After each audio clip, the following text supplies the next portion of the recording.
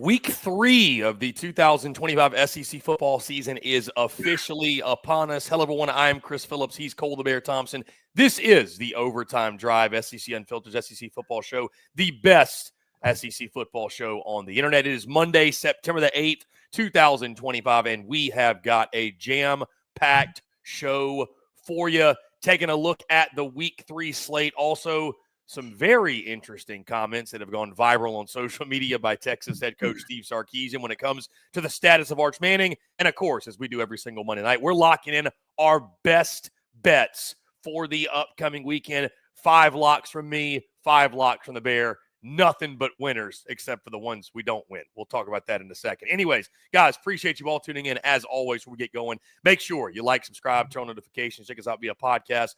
Wherever you get your podcast, you can also find us across all social media platforms as well as our website, secunfiltered.com. And as always, we are powered by our friends over at FANDUEL. Visit FANDUEL.com/SECU to join today and get started with $250 in bonus bets when you win your first $5 bet. Once again, that is FANDUEL.com/SECU to get $250 in bonus bets today. Like I mentioned, this is the Overtime Drive, SEC Unfiltered, SEC football show, the best SEC football show on the internet. We got a jam-packed show. It's another Monday night here on this September the 8th, 2025, Week 3 edition of the Monday show of the Overtime Drive. We're talking Week 3 schedule. We're talking Sark comments that went viral earlier today.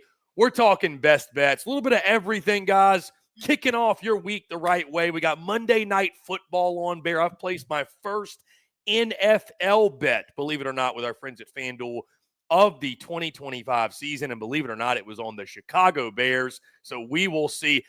Speaking of Bear, it was on the Bears. It only felt right. I'm riding Caleb Williams for some unknown reason. Either way, I'm going to start the season off hot because the Bears are going to get that dub tonight on the home field. Either way, Bear, the Bear, great to chat with you, man. What's going on? Why does Steve Sarkisian want to see us poop? Why is he trying to see what our faces look like? Just rip off the Band-Aid that was, hey, Sark. You wanted to start there? You could have said anything. You could have meant anything. You could have gone in any direction. Why you got to talk about taking pictures of us in the bathroom? What's up with that, dude?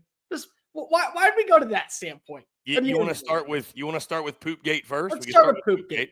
Okay, so in case you missed it, guys, I'm actually going to pull up the clip if I can. I should be able to share the screen here. In case you've been living under a rock, maybe you've been at the job today, you've been at work, whatever. Steve Sarkisian with some very interesting comments, to say the least, in his press conference. Obviously, Bear, let me make sure we're sharing the volume as well. But he was asked about the status of one quarterback, Arch Manning, correct? Yes. Asked about Arch Manning's status, and he's obviously, I think, a little bit frustrated with the question because he's been asked about it, I'm sure, a lot. But the answer he gave, and when I first heard it, Bear, admittedly, it almost didn't completely register what he said because it was so outrageous. It was so out there. Either way, let's just get into it. We can react to it. Asked about Arch Manning's health, this is the answer that the Texas head coach gave. Arch Manning seemed to be having some throwing pains by the According to quarter. who? Arch said that to you? No. Oh, according to who? It just looked like He doesn't have any. is there an explanation to why it looked like that? I don't know. I've never filmed any of you guys when you're using the bathroom, so I don't know what faces you make when you're doing that. Sark, you talk. Definitely going to be, Bear, the wildest moment in a press conference in the 2025 football season. Can you decipher for me what message Sark was trying to convey there? Yeah, he doesn't want to see what we look like pooping. That's what Here's what's crazy, though, and I didn't connect these dots when I first saw the clip.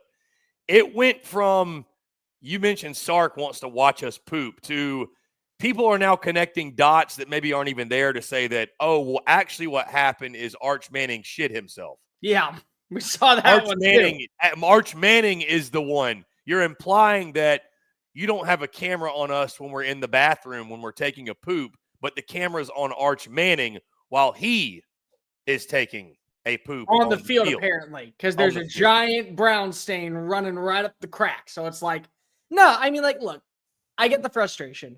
You go into the year where your expectations are Arch to be the guy. A lot of people have overhyped him. Arch has done nothing but to say, let me play football the way I'm supposed to play football.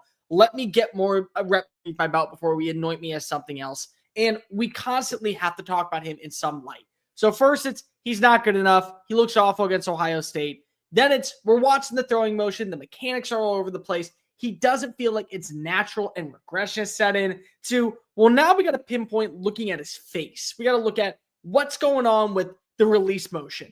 Okay, well, he's in a lot of pain. And it's just like, Arch is not doing his job. Arch is not acting like the quarterback that we all envision. And because of that, you're starting to find reasons and excuses to where you don't want to admit that maybe he's just struggling. And as your coach, you can't say my quarterback is struggling because you don't want to lose the locker room. You don't want to say anything that's going to put you in a negative spotlight. So you're frustrated at what's going on with the question. You're frustrated that every single week it's something new with Arch that has to be brought up. And you're probably frustrated with the fact that you know that there's nothing wrong. It's just things aren't going according to plan.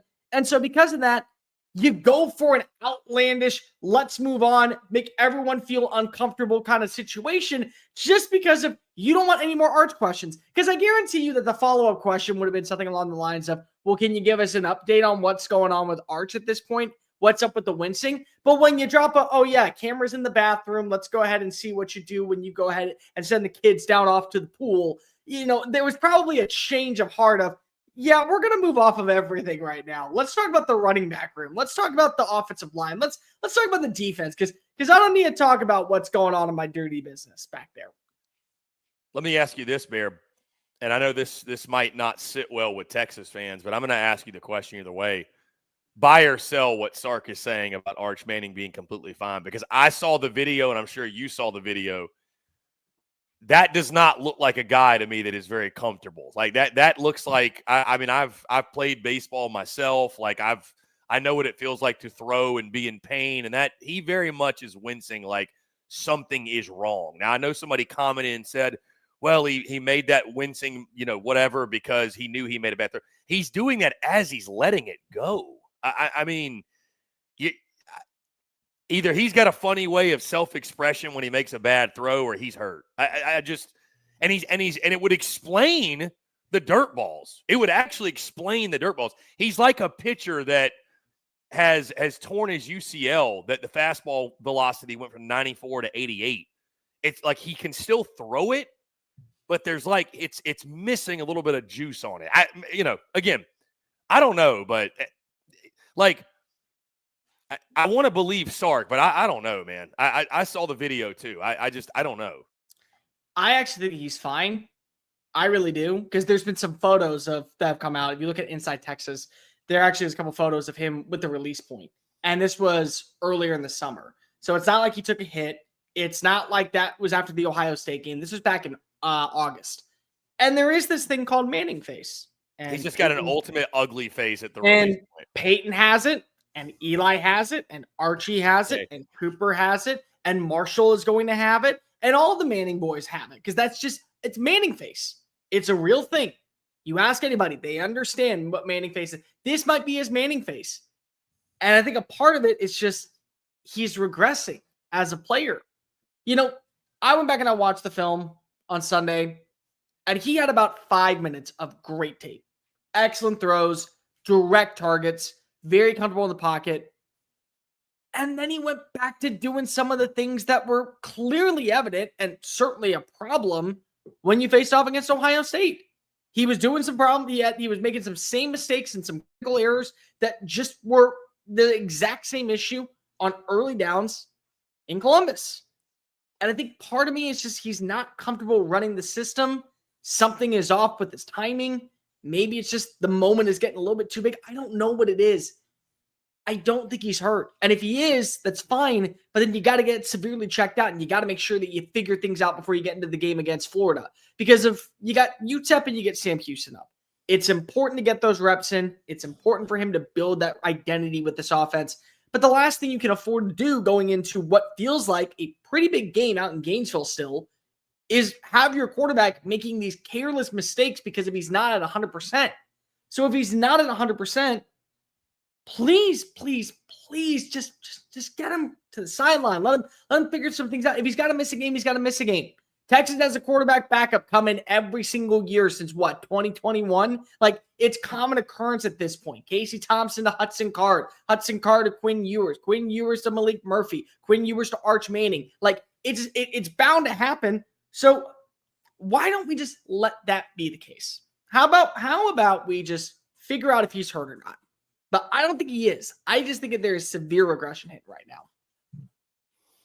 Either way, the most odd comment at a press conference we will get all season. I feel really confident saying that. Guys, by the way, we are taking your questions, your comments, everything in between for those tuned in live, Facebook, YouTube, Twitter. If you're tuned in after the fact, listening via podcast, make sure you reach out to us on social media, however way you want to get in touch with us. We'd love to hear from you.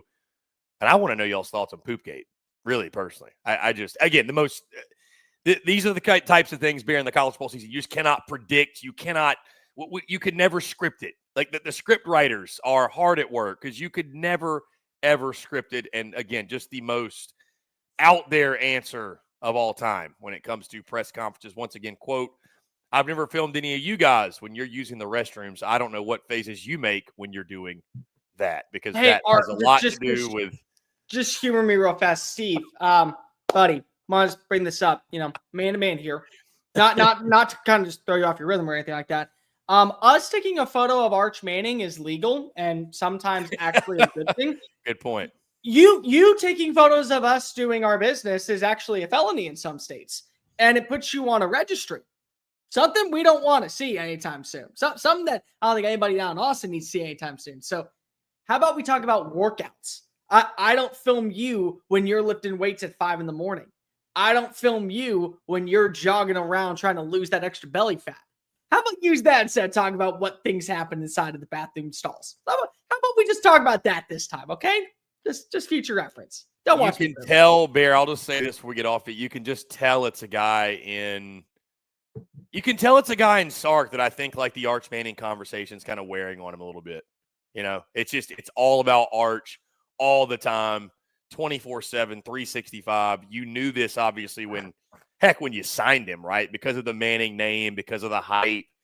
But it's like, man, we're only in week 2. So you got a lot more of this to go. If that's what's irritating you, or maybe he felt like the question was dumb or whatever it is, but I don't know. Weird way to my next question. If we're on POOPGATE already, I don't film you guys when you're going to the bathroom. What's the next zinger that he throws out there? I don't want to know. Because at this point, that's a pretty good stepping stone. Hey, Listen, the bar's here, buddy. We got to keep racing it. Yeah. Hey, Arch looks a little bit squeamish when he's running out of bounds. Oh, well, I don't watch you when you're getting things over your lady. Why would you do that, Sark? What would be the point of that? Can I ask you? What? Are you in the bedroom taking notes? Or are you trying to give me advice on which way to go? What are we doing here, Sark? Because you already went to poop. So there's not many more levels you can get to. Yeah, he came out of the gates hot. That is for sure. Like I said, we'd love to hear from you guys. How crazy did you think it was? Thoughts on Steve Sarkisian and POOPGATE with Arch Manning. Woo Pig Warriors says beats General Booty in a quarterback showdown, then becomes the Heisman favorite. You cannot make this stuff up. Yeah. Woo Pig, obviously Arkansas fans, is Texas is a joke. It's obvious Arch isn't as good as people hyped him up to be. Texas offense is bad. I still think it's kind of early to be saying that. I understand who they've played and the way game 1 went, especially, and how bad he looked. And obviously it was a little bit of a slow start against San Jose State, but I still think it's early to say that they're bad, but a lot of things to work through still. Next 2 weeks should help with, again, UTEP. They're actually a bigger favorite against them, Bear, than they were against San Jose State. And then they've got Sam Houston, which they may be a bigger favorite against them in a bye week than Florida, like you said. So that being said, Bear, let's take a look at the week 3 slate. Every single Monday of the college football season, we look ahead, we get you ready, because it's never too early to turn the attention. And Bear, we have got a fun one. Obviously, guys, you're following along with us. Make sure you check out the previews, predictions we've already dropped for, I would argue, the 3 biggest games of the weekend. Those will only continue from us going into Tuesday and Wednesday and Thursday as well, all throughout the week. So, again, we appreciate y'all running up the numbers there. The previews, predictions, they are out for the top 3 games. Bear, we've got 4 SEC on SEC games this weekend. Georgia, Tennessee in Knoxville at 2:30 Central on ABC. We've got LSU, Florida down in Baton Rouge, 6:30 on ABC. We've got South Carolina and Vanderbilt, 6:45 Central Time in. So that'll be 7:45 local time kick down there in Columbia, South Carolina on SEC Network. And we got Arkansas at Ole Miss, 6 o'clock Central on ESPN. Other notable matchups here, obviously Texas A&M Notre Dame. You could argue that's one of the best games of the weekend as the Aggies travel to South Bend, 6:30 kickoff on NBC. And then really a lot of other just non-conference matchups sprinkled in. Bama, Wisconsin early in the day is intriguing. Bama's the big favorite, should win the football game, but obviously Crimson Tide, their first Power 4 matchup since the season opener when they lost to Florida State. Everybody else, and I'll run through them really quickly, should take care of the business. Oklahoma at Temple is a pretty random road trip. I know they're excited for it. Auburn, South Alabama, Mizzou, Louisiana, Texas, UTEP, Mississippi State, Alcorn State, and Kentucky and Eastern Michigan. Bear, I'll ask you this. Again, a lot of exciting football in this Week 3 slate. As we talked last week, and really we talked yesterday, no such thing as a sleepy slate, but this isn't one of them, right? This isn't a sleepy slate to begin with. I'll ask you this. What are you most excited to learn? If you had to pick one thing, what's the one thing Bear Thompson's most excited to learn from the Week 3 slate? Man, take your pick. I know there's so many ways to go after this. You know what? I'll take the cop out. How good is Joey Aguilar against a top level defense? I think that there's a part of me that wants to believe that how much we are overhyping what Tennessee has done is legit. And I think it can be legit because of the weaponry has gotten better. I think the offensive line has done a pretty good job of holding its own. The defense is missing some pieces. You know that's going to hinder your overall depth, but still, you made it very much one-dimensional games. You made it very lopsided scores against Syracuse that had to go to overtime against UConn and ETSU. Then again, it's ETSU. You know who they are as a program. You know what they signed up for when they decided to sign on in. Now you're going up against Georgia. And I don't want to hear from anybody out there that Georgia decided to have a bad game against Austin Peay. Like, we've seen them play in these matches before where they don't end up beating the spread. They don't care about running at the score. They're just trying to get better reps out of it. And certainly Gunnar Stockton doesn't look like the part. But they were very much going through the motions, and it still was good enough to get a double-digit win against an FCS team, as well it should at a place like Georgia.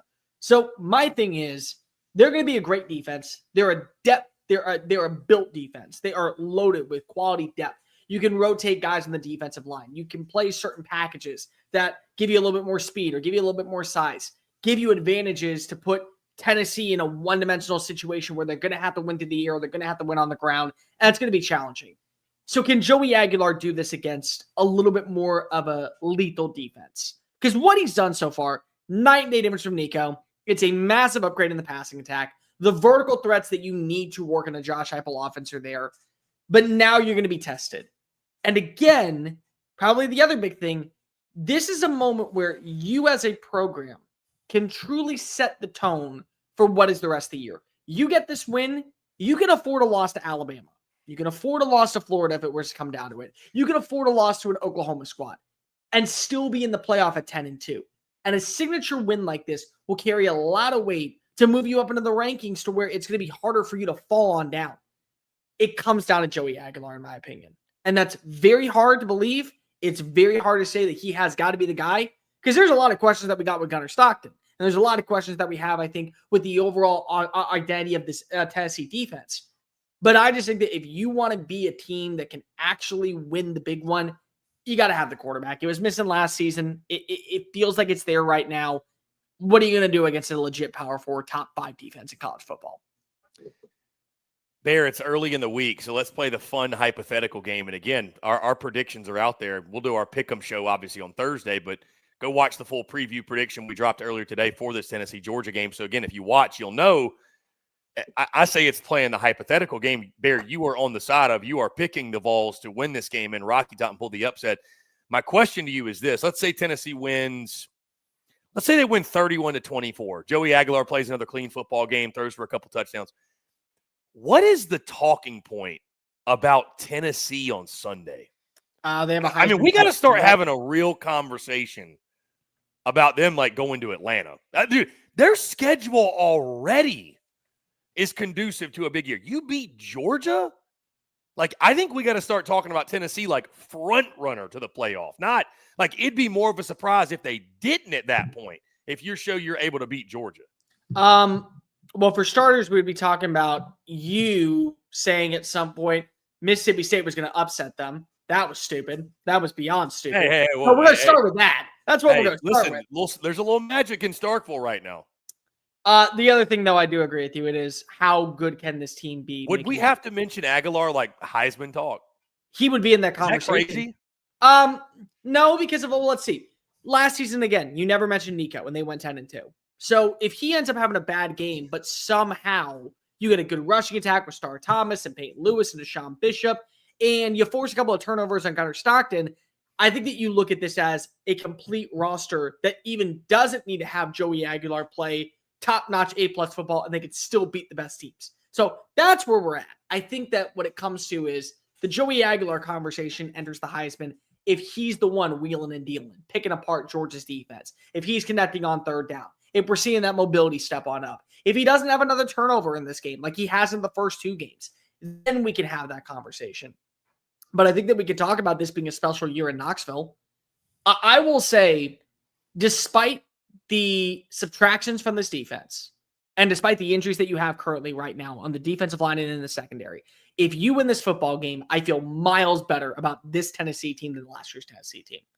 Because if you have the quarterback, I think that's abundantly clear. I've said this before.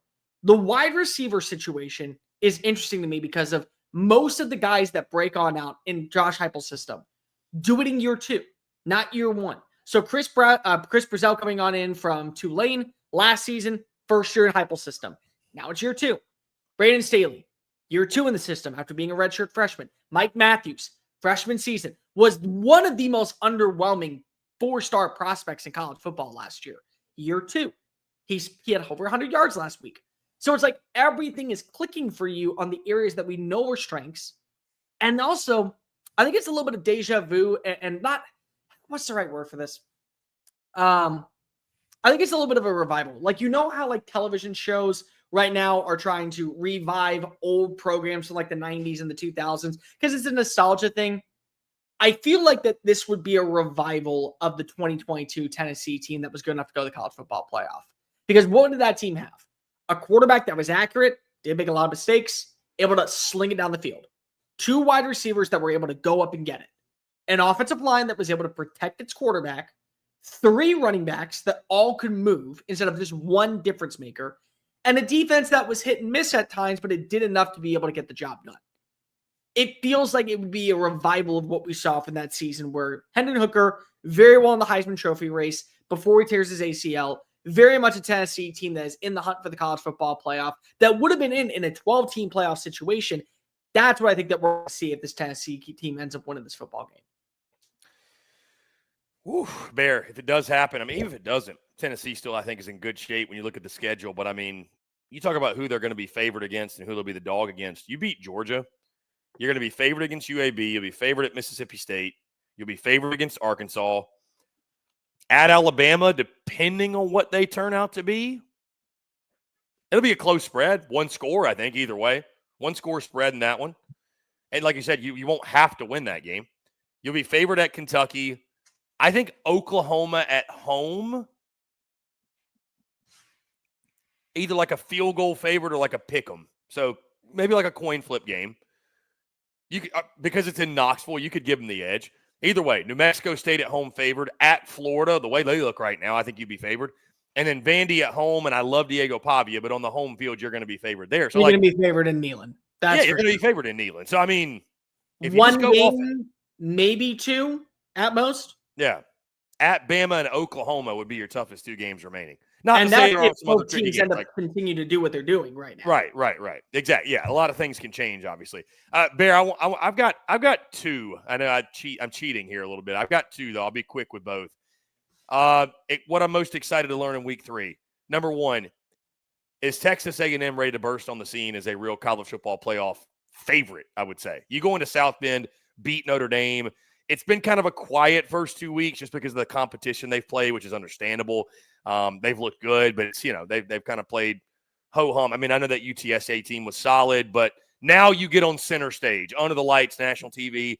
Can Texas A&M, can Marcel Reed, can they show they're ready to sort of emerge into the limelight and be one of those top 12 teams in the country and be a team realistically in this SEC title race?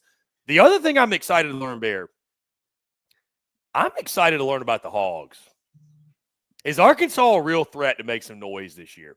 They've been really fun over the first 2 weeks. The competition's been inferior. Let's call it for what it is. I know that Arkansas State game, say what you want about Butch Jones and the Red Wolves, but this is different going into Oxford. But what an opportunity for Sam Pittman and the Hogs, a game that you and I haven't necessarily talked about yet or broken down yet. This is one of those, Bear, you've kind of got your tier 1 games. This is sort of a sneaky, like, tier 2, under the radar, could be one of the most entertaining games of the weekend. Is Arkansas going to be an under the radar club, or do they go into Oxford and we're more so reminded, hey, Taylen Green doesn't have a lot of help around him, and he looks more mortal because of that, and there's deficiencies all across the field when it comes to playmakers and supporting cast. Again, or is Arkansas going to be that surprise team that pops in the SEC and, you know, we see them as a potential to maybe win 8 games or so? So those two for me, I'm most excited to learn. Again, you're right. You could go to almost every single game on this slate, right? There's a ton of compelling games this weekend. Do you want to know why I think that the Arkansas game is so much fun? Because of every single year it's fun. Like, something happens in this game. So let's go back to the very beginning, 2021. The year that was Sam Pittman's first season.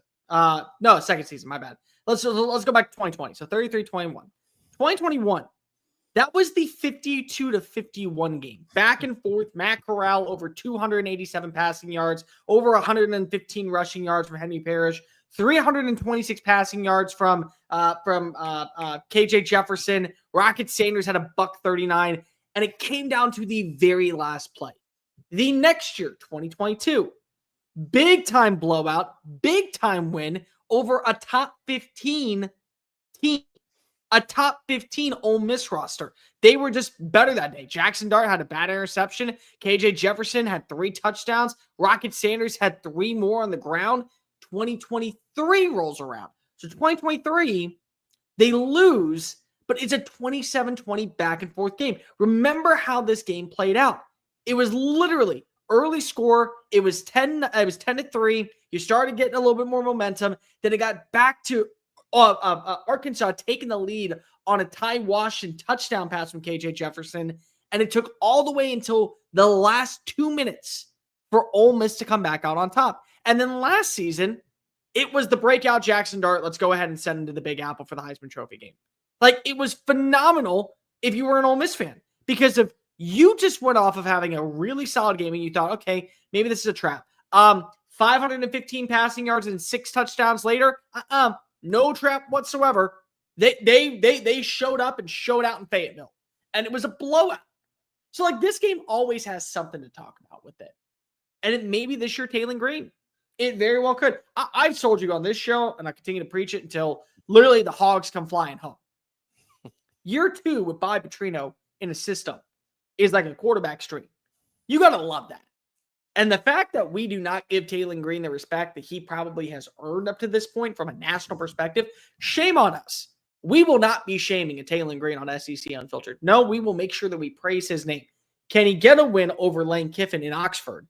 A signature win that maybe, just maybe, changes the narrative of how we feel about this Hawks roster. Or at least give us talking points going into Sunday Funday. Listen, the exciting thing is Taylen Green's a quarterback that can give you a chance in every single ball game you play. Like you said, Taylen Green going to make the Bears say some very irresponsible things. He already has. I mean, already.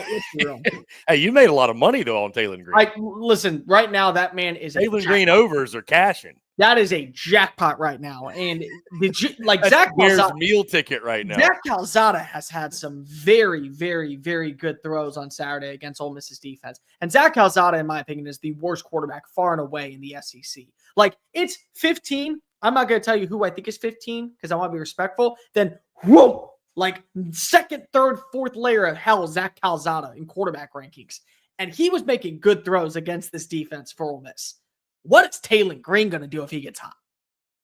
Yeah, and I think both offenses, honestly, that game's going to be wacky because both offenses, as long as Austin Simmons is good to go, I do question a little bit the Arkansas defense. I think that one, we're going to get to best bets here shortly, but I think we both expect there to be some scoring in that football game, to say the least. Bear, I want to get into a few questions and comments because there is a comment that we'll get into here in a second that I want to use to segue us into the next topic. Whoopig Warrior said there's going to be one or two teams in the SEC with 9 wins that make the playoffs this season.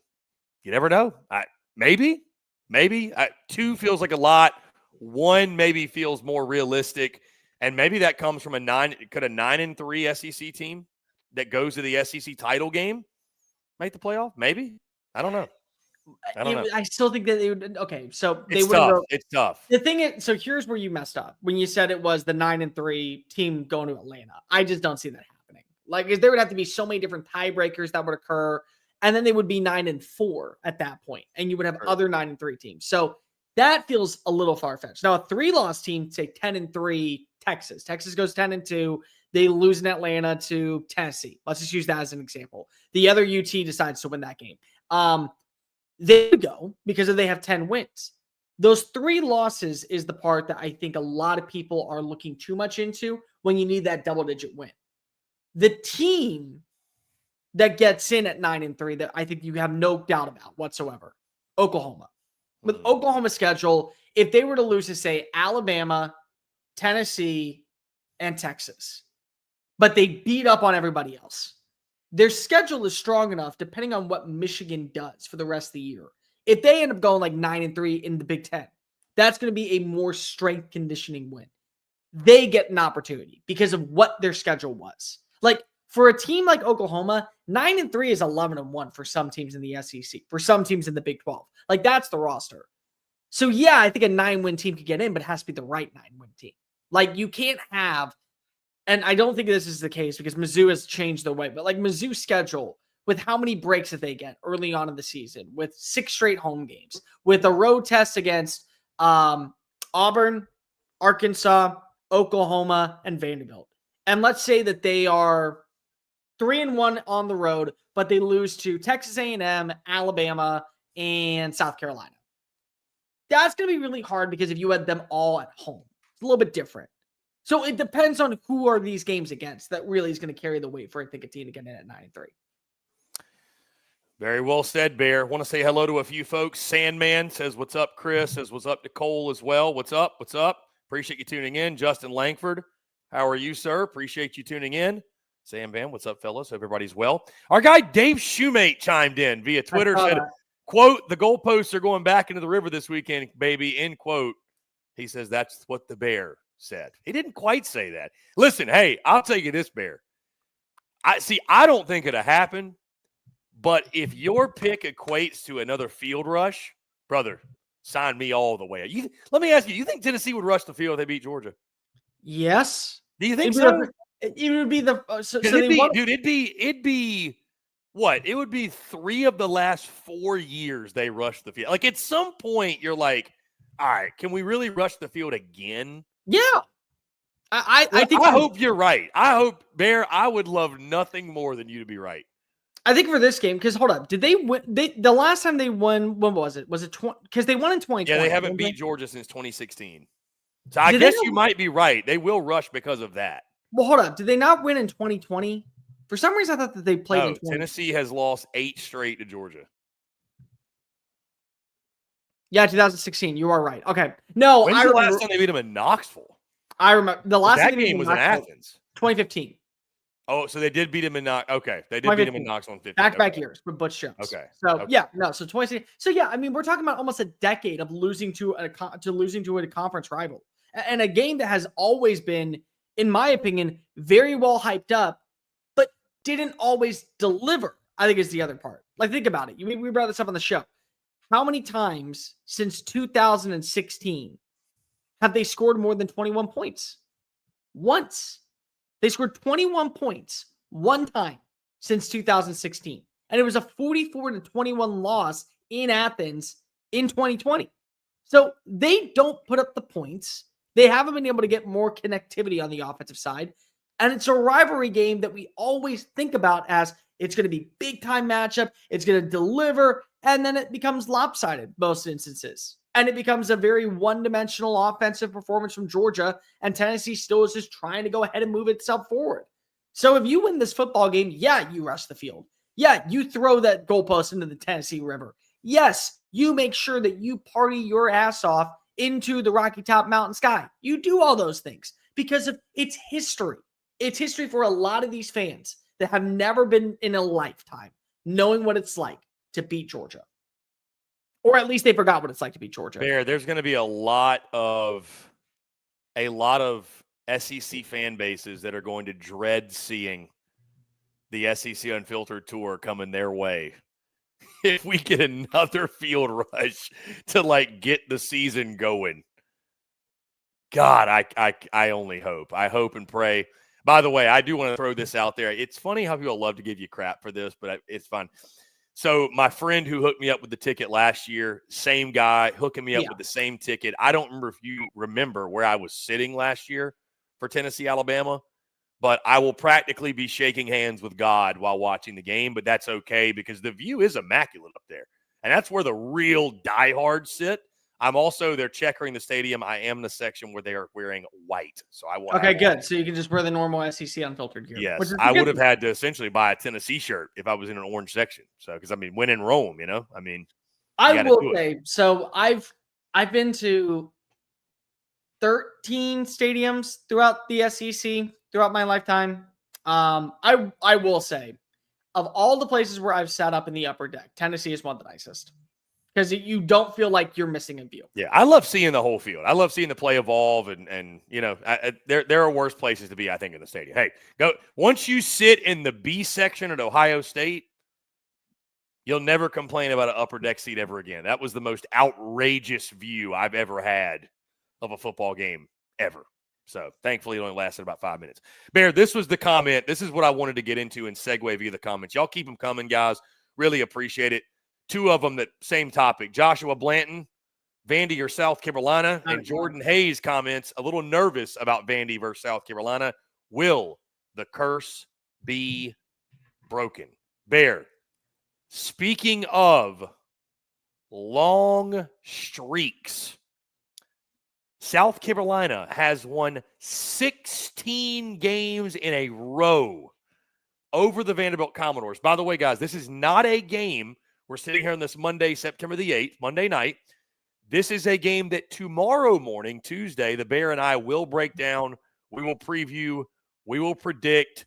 So I don't know if either one of us is ready to fire off the pick here on a Monday night, but we will do it tomorrow at the latest. Yeah. Bear, this is another one flying under the radar. It's not quite the level of LSU, Florida, or certainly Tennessee, Georgia, or A&M Notre Dame. But this game is fascinating because – and it's like I told you, I kind of chuckle because we allow ourselves week to week to just ride this emotional roller coaster and allow, like, you know, to be on the extremes. Everybody wants to be on the extremes one way or the other, right? So either you're great or you're terrible. There's really no middle ground. So, like, South Carolina is kind of fascinating right now because they beat Virginia Tech week 1, and I think maybe there was some uneasiness with some people, but it was more so, hey, you played an ACC opponent. You found a way to win. And I kind of said that, right? Like, hey, it wasn't perfect, but it's a season opener. It is what it is. A lot of teams are sloppy in week 1, but hey, you won. Defense still looked good. Lenora Sellers is a freak. Yeah, your offensive line was shoddy, but it's kind of more the same as last year. And your special teams made big plays yet again. Your defense made big plays. Then you go to the end of this South Carolina State game. You got outgained by South Carolina State. And hey, it's another kind of, we talked about the Georgia. We were talking about Georgia today, the game against Austin Peay. Like, do you really draw conclusions from it? Is it who they really are? Like, Bear, it was a game delayed by like 2.5 hours because of weather. That game didn't kick off till like 9 Eastern. It was really, really strange. But still, all of a sudden, I'm seeing a lot of concern on the timeline from the South Carolina side. And Bear, I'm seeing a lot of confidence from the Vandy side. And hey, what did Diego Pavia? I don't know if you saw this clip. What did Diego Pavia say over the summer? What was the game he had circled on his schedule? South Carolina. It was this one. Because he was most upset for how he and the team played in that football game last year. Bear, this one. And hey, by the way, we talk about spreads. We talk about best bets. Bear, I hate the slime. I hate the slime. Bear, it's gone down. I believe it. The money is coming in on the Commodores. South Carolina, I believe, opened up at 6.5 or 7. And I'm double checking here right now because I want to make sure I've got the most up-to-date line here. Bear, Vanderbilt's a 5.5-point dog. I hate Plus that. 162 on the money line, over under 47.5. I'll tell you this, if nothing else, and this maybe is a little bit over exaggeration because what's so fascinating, I mean, South Carolina, like 2015, they were terrible, right? They didn't have a coach. Steve Spurrier walked away, right? Like Vanderbilt got South Carolina in Will Muschamp's debut in Columbia in 2016. So they had a great shot to win that one too.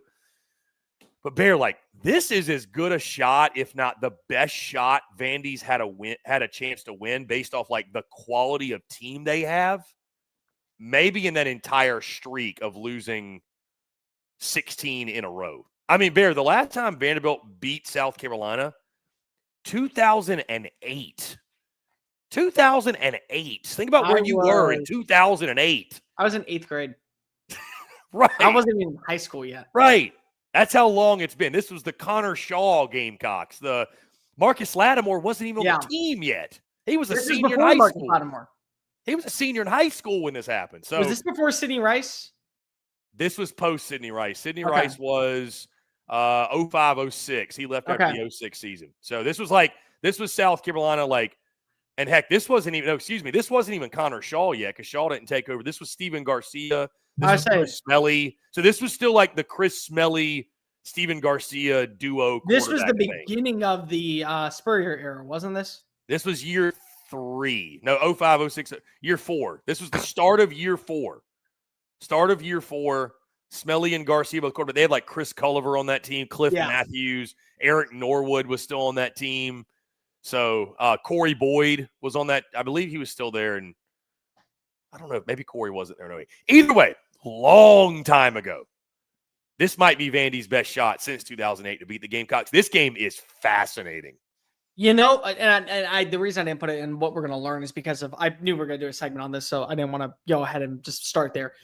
There's also not added motivation because I don't think you ever have to tell Diego Pavia and Vanderbilt that you need motivation to wake on up when he's your head honcho and you have a head coach like Clark Lee. But also remember this. South Carolina is ranked inside of the top 12 of the AP poll. South Carolina had its fair share of struggles against Virginia Tech at a neutral site field. They needed some special teams with Vakari Swain. They needed a big-time shot from the Norris Sellers. Nick Harbor was supposed to be in the end zone, but he wasn't, even though he was. But still, defensively, they had to create opportunities to build off of what they did with Kyron Jones. They're ranked after a horrendous performance. Still a win, but a horrendous performance against South Carolina State inside the top 12. Vanderbilt went to Lane Stadium, a place that has been known for being extremely challenging for opposing teams. A place that has been known for years as a trap moment where you hear Enter Sandman and it is one of the biggest environments and one of the best environments. And they proceeded to then go 34-0 in the second half. They outrushed them 320 to 18. I mean, to 68. They converted 4 third down conversions, 1 first down, and they had 4 touchdowns in the second half. All that in the backyard. They had Hokies walking out in droves with 10 minutes left on the clock after trailing in this game at halftime. And the AP poll voters said, it's Vandy. It's simply Vandy. All right, common opponent, one team number 12. It's Vandy. They're not ranked. You want to make sure that you are guaranteed ranked next week somewhere inside of the top 20, inside maybe the top 15. You go into Willie B and you end up getting another win. That's what you do. And you have to do this because of it's the intensity, it's the quarterback, it's the identity, it's what you return for. It's something that Diego Pavia has been preaching about all offseason. is I want to get this win. I need to get this win. He's like collecting infinity stones on teams that disrespected him, and he decides to go ahead and get the Garnet one to go ahead and lock on in for a spot of winning the Heisman Trophy. Like, that is who Diego Pavia is. And to me, the biggest storyline when it comes to this is that I have to go ahead and decide, what am I looking at here? Because if this is the part that I hate so much, I believe that South Carolina is a much more talented team than Vanderbilt. I do. I think they have 3 aliens on their roster. Most teams are lucky to have 1. You have 3, and 2 play offense and are catching balls and hauling in passes from each other. Like, that's what you got. But the team that has looked more cohesive and more balanced and better is Vanderbilt against better competition. Well, and it's South Carolina's offensive line again, Bear. It's just, I don't care how good of a player Lenora Sellers is or Nick Harbor. Like, if you can't hold your own in the trenches, brother, you're going to struggle. And it's, I don't know how at this point in Shane Beamer's tenure in Columbia, they can still have the problems up for the head. And maybe they don't. Maybe they go out there this week and improve it. But all we know is what we've seen off 2 weeks, and it's not been good. No. The other thing is that you got to remember, how many times did they get to the quarterback out in Atlanta? Kyron Jones. Twice? Once? Yeah, they got to Kyron Jones 6 times in this matchup. So it's a good pass rush that you're going up against. And it's a physical pass rush. And I think, and I'll tell you this on the flip side, Bear, we're kind of getting into our breakdown here, but this game is just going to be so much fun to talk about. I think Diego Pavia is a guy with his capability, he can actually neutralize a Dylan Stewart a little bit.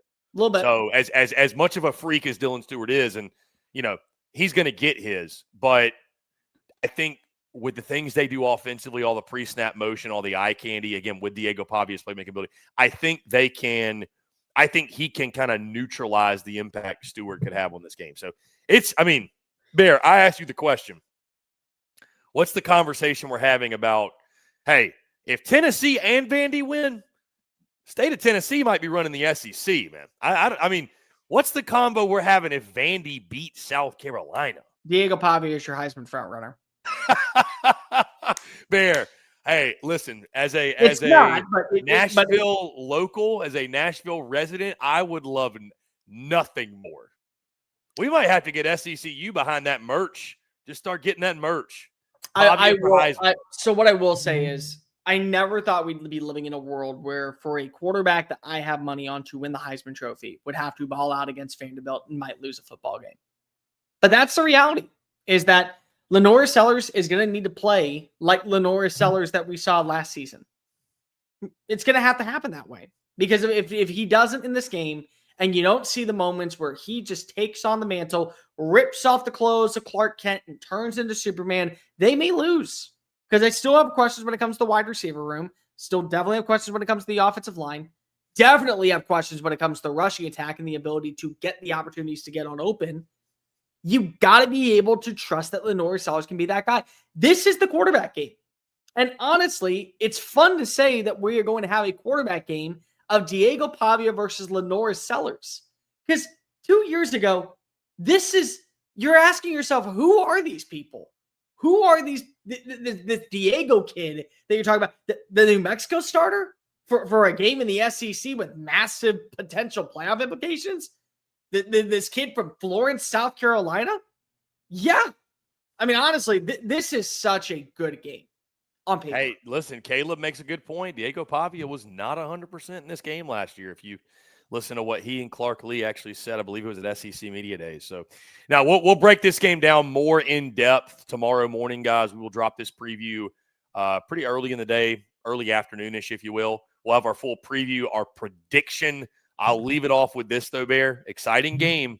2 things. Number 1, I do love the comment. If Vandy wins, you're going to build a statue of Diego Pavia. Hey, the guy that snapped the streak. The man who snapped the streak. Can they just already do it? Yeah, just do it. I mean, he should get one just for the Bama win, honestly. Honestly, like, for sure.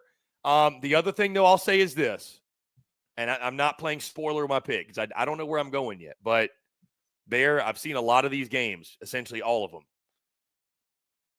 whether South Carolina was the better team, the worst team, or the equal team, they have just found a way to beat Vandy to a point where our buddies over at the Door Report, Hack Squat Jim Duggan, a.k.a. Trev, and Will Byram, I remember talking to them a couple months ago, and they told me, Chris, Vandy could be national title frontrunner and South Carolina could be winless, and somehow Vandy would still lose to South Carolina because it's just they can't beat them. So I don't think this team for Vandy believes that, though, but I know the fan base will be fighting some demons going into that game on Saturday night. LSU, Florida Bear, another exciting game.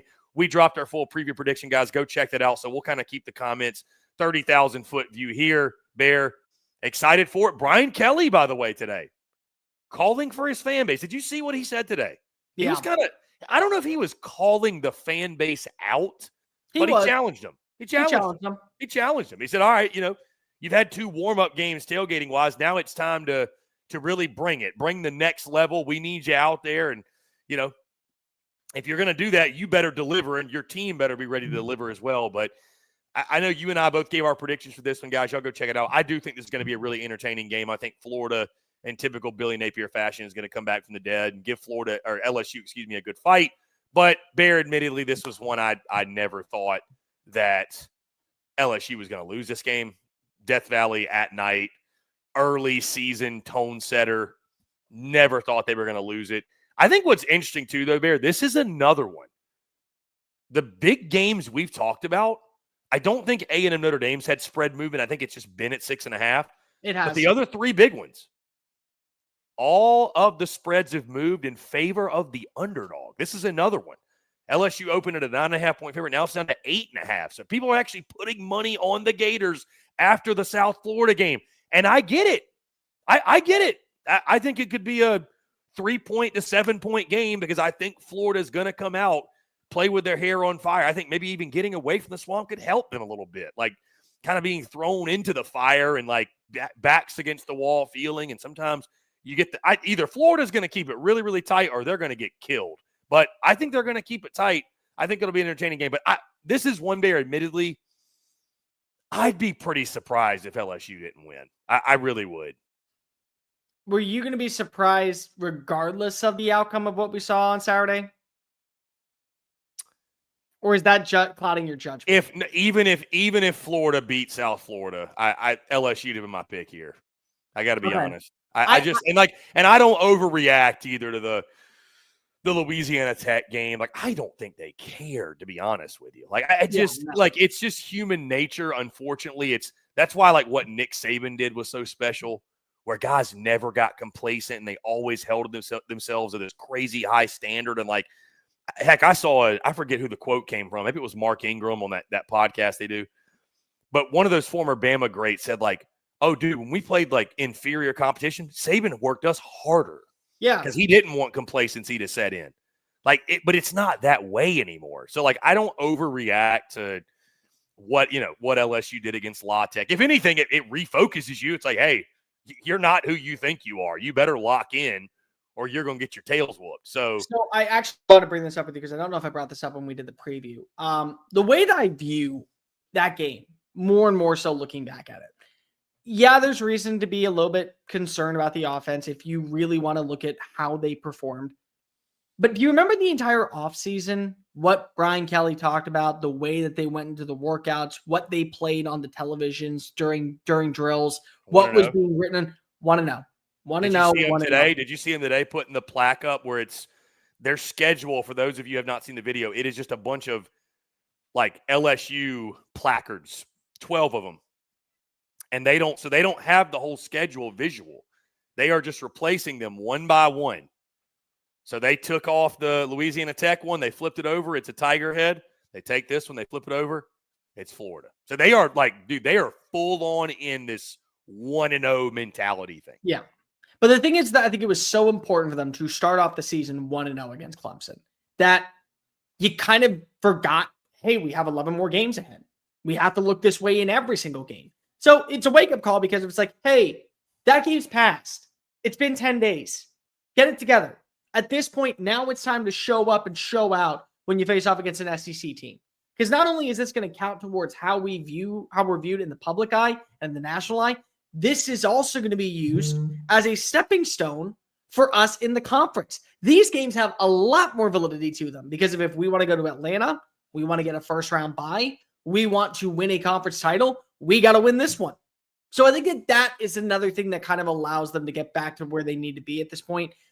For Florida, I'll just tell you right now, Chris, if I could throw money down, this is going to be the most polished, poised, consistent, physical version of a Billy Napier-led squad we have seen probably in the last 12 games. I would throw money down. I think that this is going to be the most complete version of Florida that has ever taken the field in the Billy Napier era, because it kind of has to be at this point. They got to be desperate. And when you're desperate, you have got to basically go full primal. And you got to be poised, and you got to be very much direct and militant in some ways. But you got to be primal. You got to scratch and claw for every single chance to get that win. And they could still do it. I don't think that they do, because if you're asking me who am I trusting at quarterback right now, a DJ Lagway that didn't have an entire summer, an entire fall to get it right, that's also missing several receivers, or Garrett Nussmeier that has had to play in situations where I don't have a run game, my offense is very obsolete, the pass rush is getting to me, and I'm still able to connect with receivers downfield. I'm trusting the guy that's been in the situation before. And that's what it comes down to for me.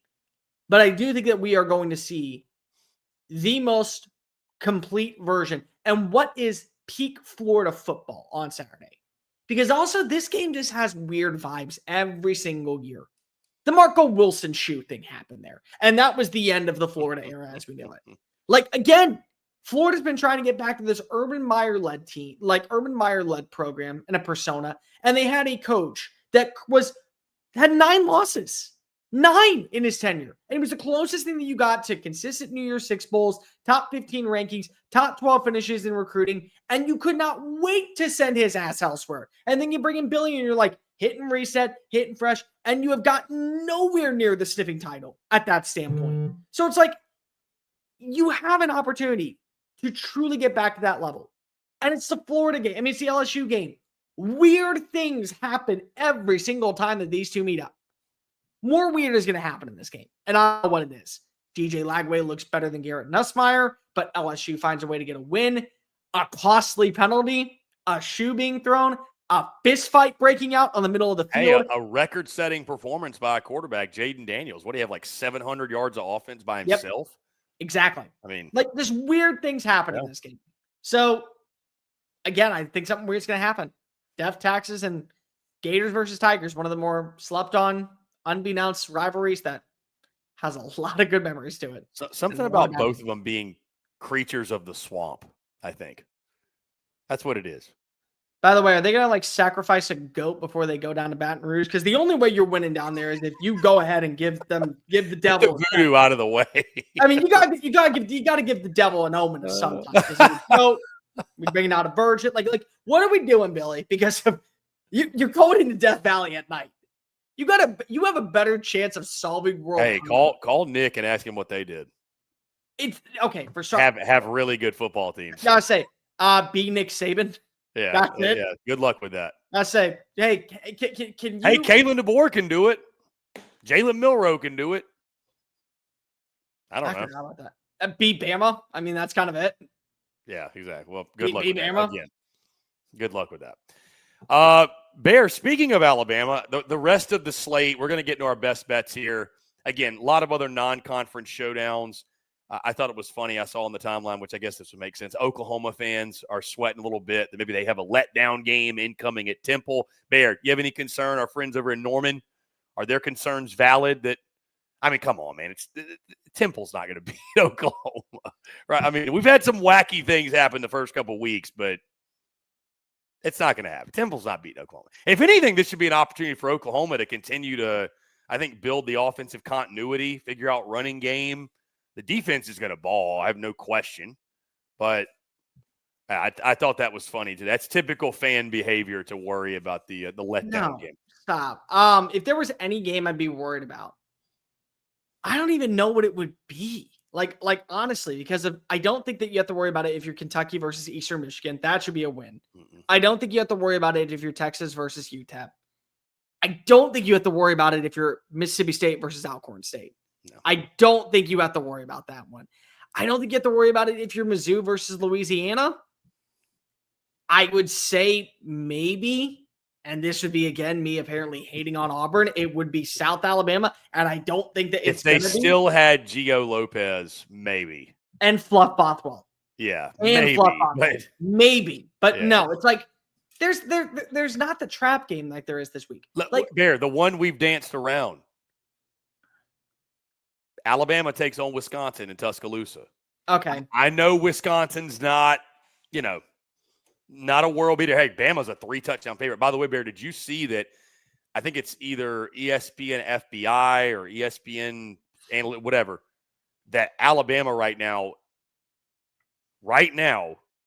is favorites in 9 of their last 10 games. 10 games. Yes. How about that?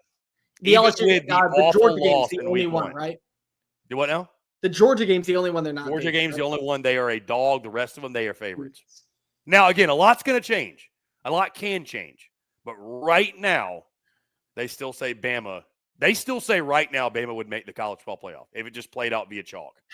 I mean, I think that's very far-fetched. They've got I get talent. it.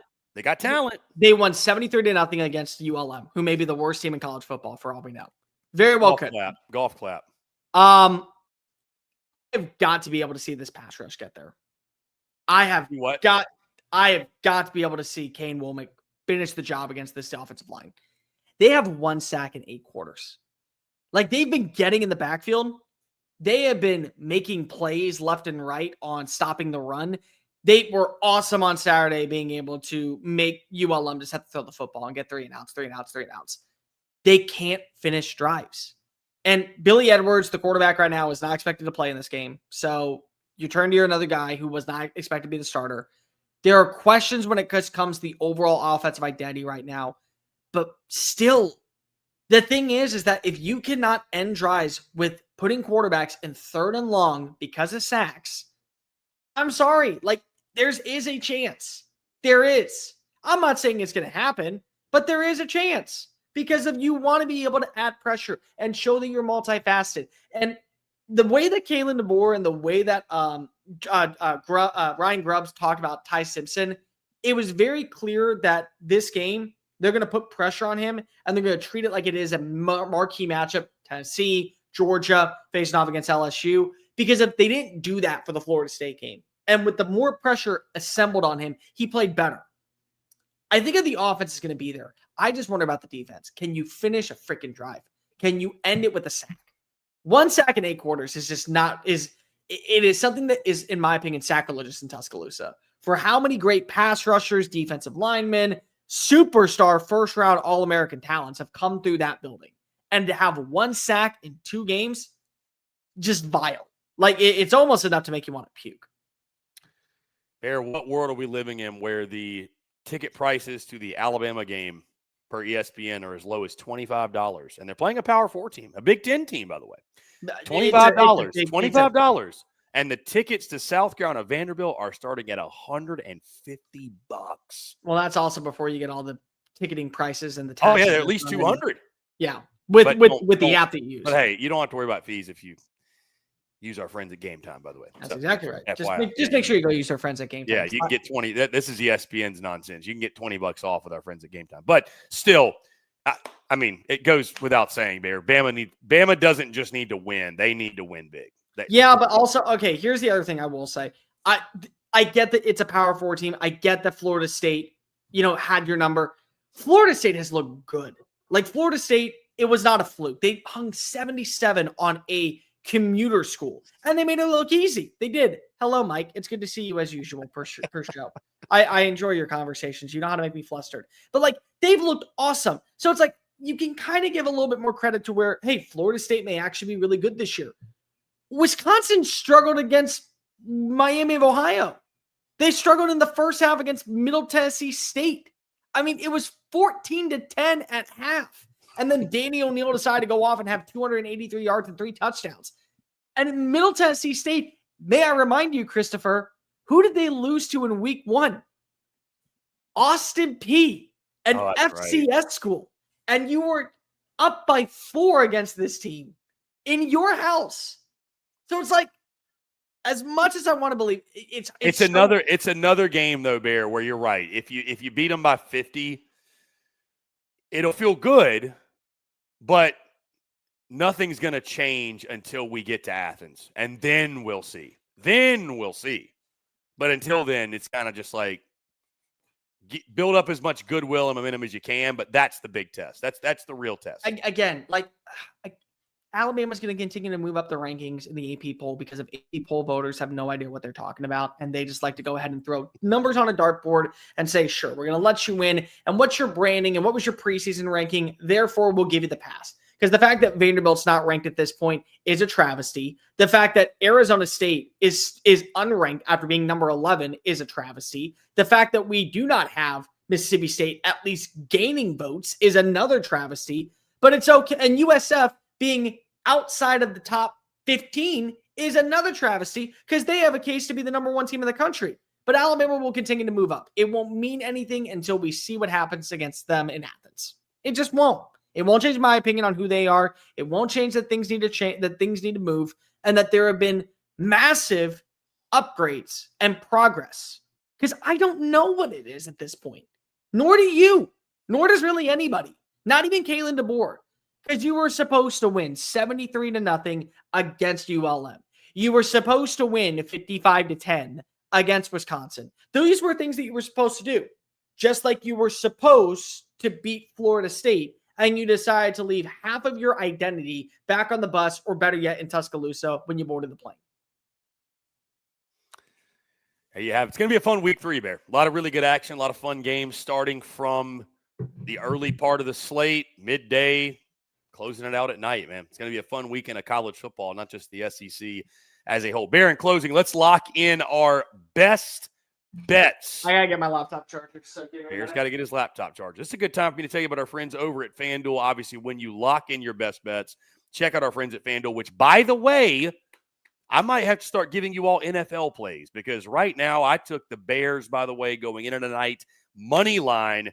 Bears are up 17-6 with 7:14 left in the third quarter. Folks, on that note, our friends over at FanDuel are the way to go. Place all your bets with FanDuel. FanDuel is getting you ready for the NFL season with an offer you won't want to miss. New customers can bet just $5 and get $300 in bonus bets if you win. That's right. Pick a bet, bet $5. If it wins, you'll unlock $300 in bonus bets to use all across the app.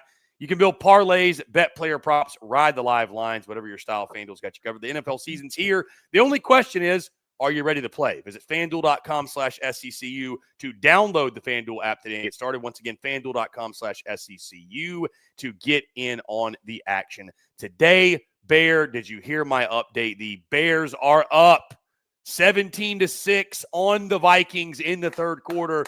I might have to start giving NFL plays, even though I know nothing about the NFL. So it's Chicago. Blind squirrel finds a nut every now and then. Okay, it's Chicago. There was no way J.J. McCarthy was walking into Chicago and winning that game. Listen, it's also not over yet. So when we see a 4,000-yard passer after having a franchise for over 100 years appear in the Windy City, come talk to me. And I grew up in a Bears household. I grew up with miserable Bears fans my entire life.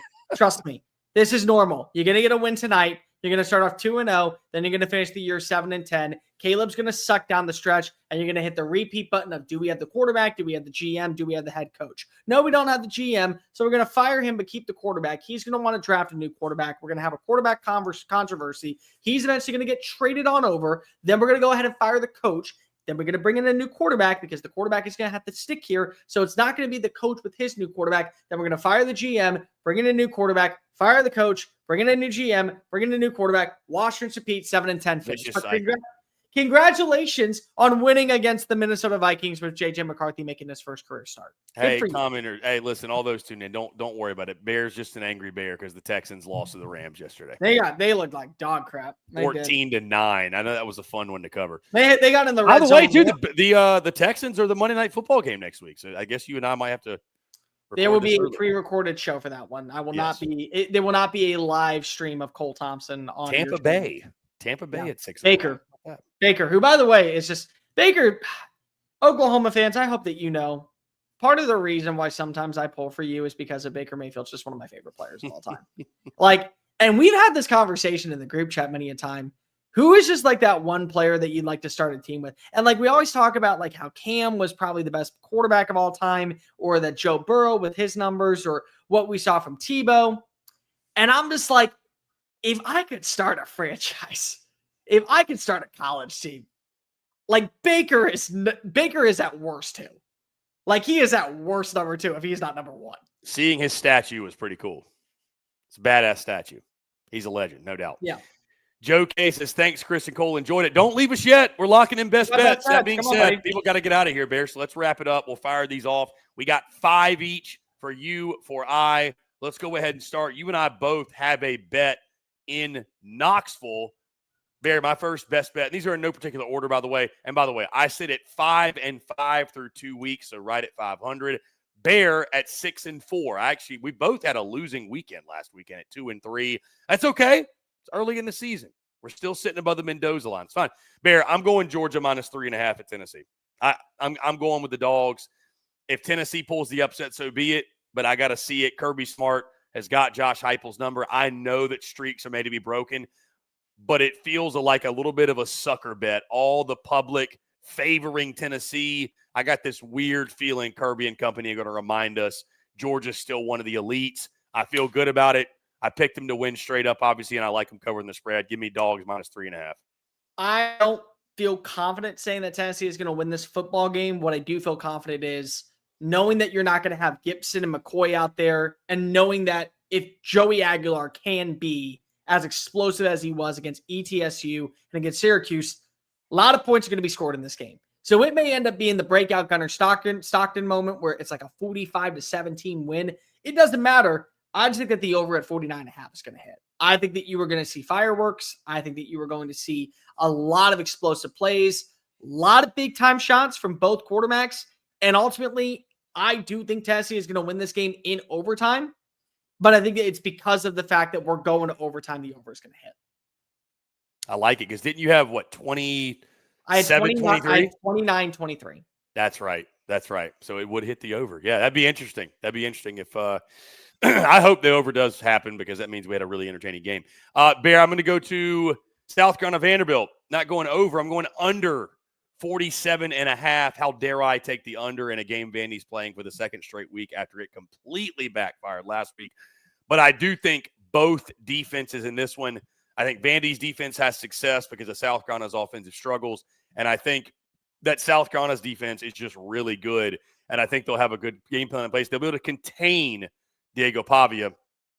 Little lower scoring game. I could see like a 24-23 score, which puts us in the under. Give me under 47.5 Gamecocks and Doors. Do you know that Arkansas is the top 5 scoring offense in the country right now? Arkansas, after 2 games, is currently averaging 54 points a contest. If only they could play Arkansas State and Arkansas A&M every single week. Yeah, Arkansas A&M, Alabama A&M every single week. Here's the thing. I said this. The worst quarterback in the SEC, in my opinion, is Zach Calzada, far and away. He still threw over 150 yards and 250 yards. They gave up Ole Miss 359 yards in total offense and 23 points. And it almost was 30 points. They nearly got the job done. Almost got into the end zone to make this a really intriguing game. I think the over is going to hit in this matchup down in Oxford. I do. I got Austin Simmons that is going to show on out. I got Taylen Green that's going to show on out. A lot of explosivity. I'm going to need like a 38-31 final score for it to hit. But I think somehow, some way, the over 62.5 is going to actually clutch. It's going to be one of the easier bets of the week. Well, Bear, they say great minds think alike. Because my third pick, I'm going to piggyback right off you and say Arkansas Ole Miss over 62.5. I think it's going to be fireworks too, man. I think both these defenses have questions. I like T-Will, Arkansas's defensive coordinator, but I like the matchup with Kiffin against T-Will in this game.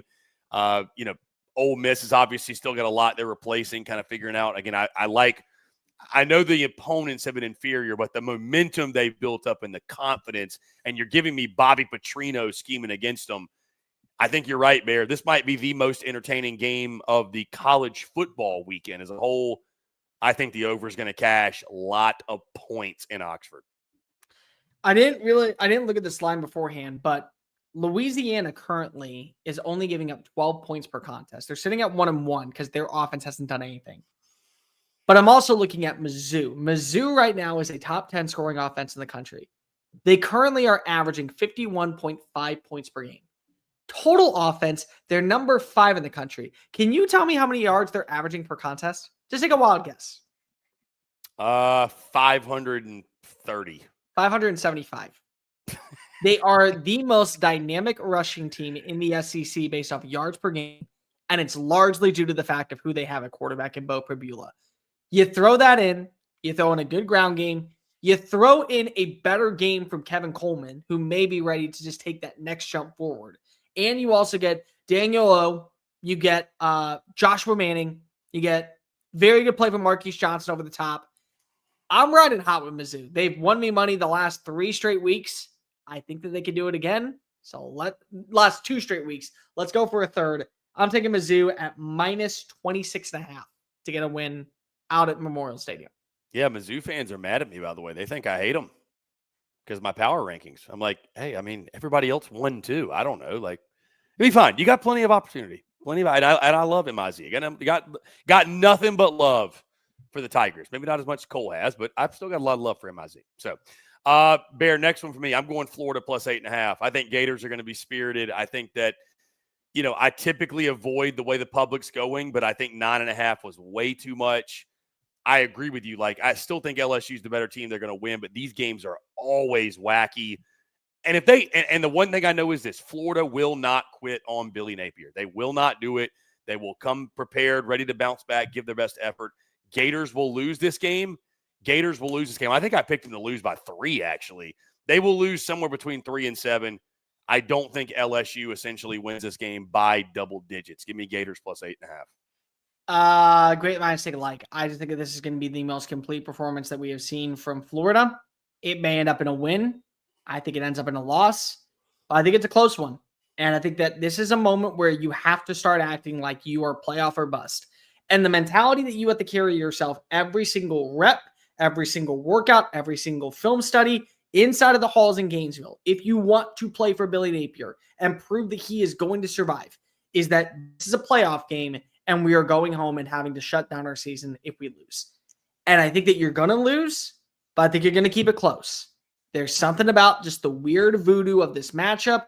I think it's one of the safer bets because you got to have it if you're Billy Napier. You got to have it if you're DJ Lagway. A lot of people are doubting you. Nobody's really doubting the people who are doubting LSU. They could be persuaded to do a lot of things right now. And I could probably convince you to jump off a cliff because you're being idiots. I don't think I can do that when it comes to Florida fans. You got to show up. They do. I think it's a loss, but I think it's a cover. I'm going to take the plus 8.5. Bear, finally, I'm going to go to South Bend.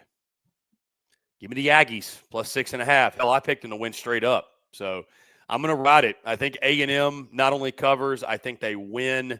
I think this is a breakout moment for Texas A&M. I think they get rid of revenge from last year. I feel good about it. I like what I've seen from Marcel Reed. I think the running game is going to get in gear. I trust Mike Elko defensively to limit Jeremiah Love. Going to be a great game. And so this is one we're most excited to watch. But I like A&M to not only cover, but I like them to win. So if you're going to give me 6.5 free points, I'll take it. But heck, I like A&M if you want to throw some on the money line to win straight up. We also are sticking to South Bend, Indiana. But I am not taking either team. I am looking at the spread. Texas A&M struggled against Robert Henry when it came to running the football. Mike Denbrock has had a week to look back at that film against Miami, look up and down and say, that I can't do that again. I got 2 running backs that would be All-Americans at any other school. I got to let them be my bell cow and let them be the identity of my offense until proven otherwise. So let's just feed them the rock. And if A&M struggles on stopping the run against Robert Henry, they could have those exact same struggles against Jadarian Price and against Jeremiah Love, who in my opinion is the best running back in college football this year. But A&M also has a great rushing tandem. I also think that they have a great passing attack. In fact, for my money, Marcel Reed has been the most quiet, talented, progressed quarterback from year 1 to year 2 in a system that we do not talk about over the last 2 weeks. I think he makes a statement out in South Bend. I think that you see more of the deep shots down the field. I think you watch him actually connect a lot with Thor, the tight end, on good intermediate throws. And that's going to lead to a lot of points.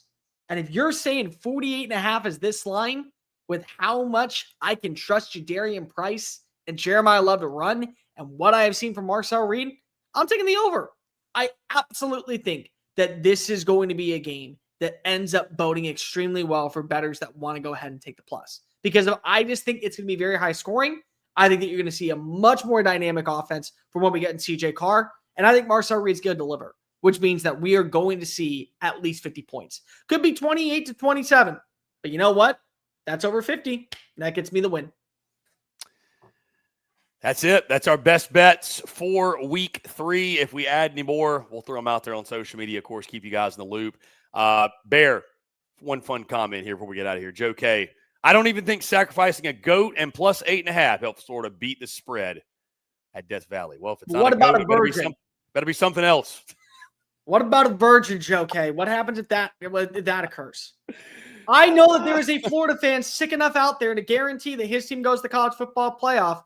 He'll have nightmares about what happened to his daughter, but he'll make sure it happens. He'll live. When DJ Lagway hoists up that Heisman Trophy, he'll live. By the way, our guy Sandman commenting, Chris, let me know if you want that Texas-Oklahoma ticket. Bear, I forgot to tell you, I did meet our buddy Sandman in person in Columbus. Really? And let's see if you recall this name. I met our buddy Sandman in Columbus, and I met our buddy Jim in Arlington in Norman. Do you ever see Jim in Arlington commenting on Twitter?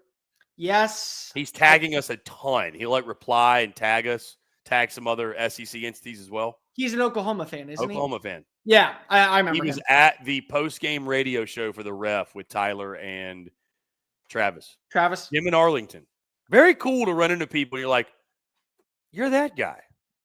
It's a very, very, very surreal experience to know that people on the internet that you've never met before cannot wait to meet you. See, Sandman's so nice. Yeah. Like, again, Sandman, if you want to give me the ticket to Red River, because it would be my birthday weekend, so that's just like another plus. And we're trying to work out if we can have, listen, you know what we could do for SEC Unfiltered? We'll have one of us sitting on one side and one of us sitting on the other so that they can't say we're biased. Exactly. And I will take the bullet that day and wear Oklahoma if I have to. My wife will not like me. My entire wife's family will disown me. But I'll do that if that's what it takes.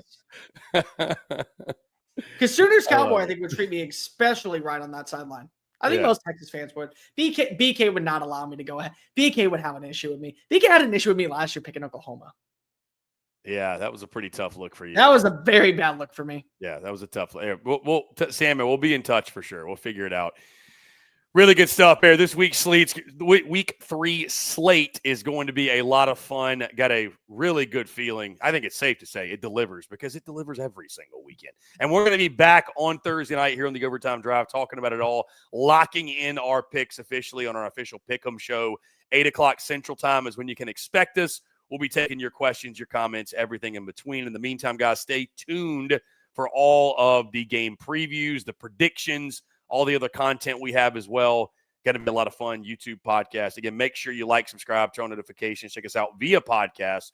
Wherever you get your podcast, you can also find us across all those social media platforms as well as our website, secunfiltered.com.